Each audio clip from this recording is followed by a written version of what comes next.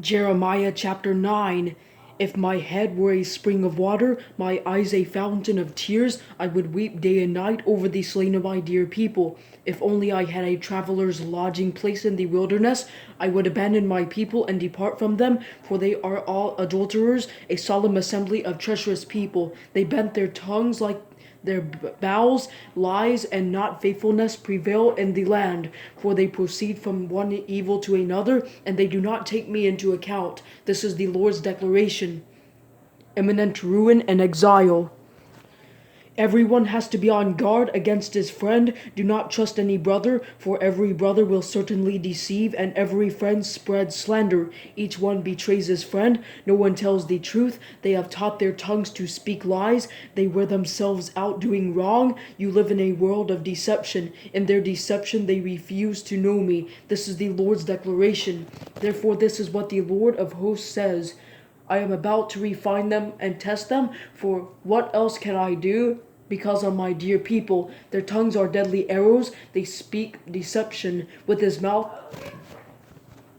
A man speaks peaceably with his friend, but inwardly he sets up an ambush. Should I not punish them for these things? This is the Lord's declaration. Should I not avenge myself on such a nation as this? I will raise weeping and a lament over the mountains, a dirge over the wilderness grazing land, for they have been so scorched that no one passes through. The sound of cattle is no longer heard. From the birds of the sky to the animals, everything has fled. They have gone away. I will make Jerusalem a heap of rubble, a jackal's den.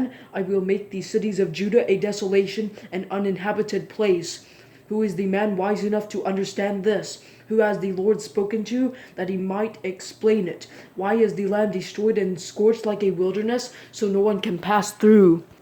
The Lord said, It is because they abandoned my instruction that I set in front of them and did not obey my voice or walk according to it. Instead, they followed the stubbornness of their hearts and followed after the Baals as their fathers taught them. Therefore, this is what the Lord of hosts, the God of Israel, says. I am about to feed this people wormwood and give them poisonous water to drink. I will scatter them among the nations that they and their fathers have not known. I will send a sword after them until I have finished them off. Mourning out over Judah. This is what the Lord of hosts says. Consider and summon the women who mourn. Send for the skillful women. Let them come quickly to raise a lament over us, so that our eyes may overflow with tears, our eyelids soaked with weeping. For a sound of lamentation is heard from Zion. How devastated we are. We are greatly ashamed, for we have abandoned the land. Our dwellings have been torn down.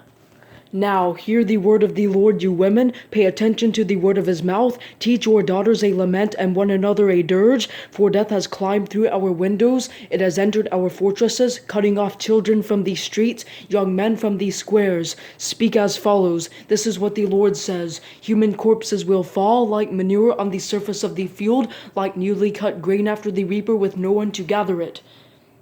Boast in the Lord.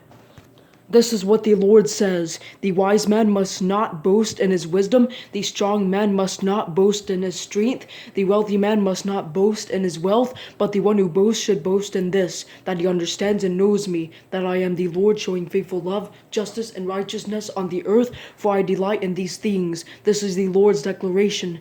The days are coming, the Lord's declaration, when I will punish all the circumcised yet uncircumcised, Egypt, Judah, Edom, the Ammonites, Moab, and all the inhabitants of the desert who clip the hair on their temples. All these nations are uncircumcised, and the whole house of Israel is uncircumcised in heart.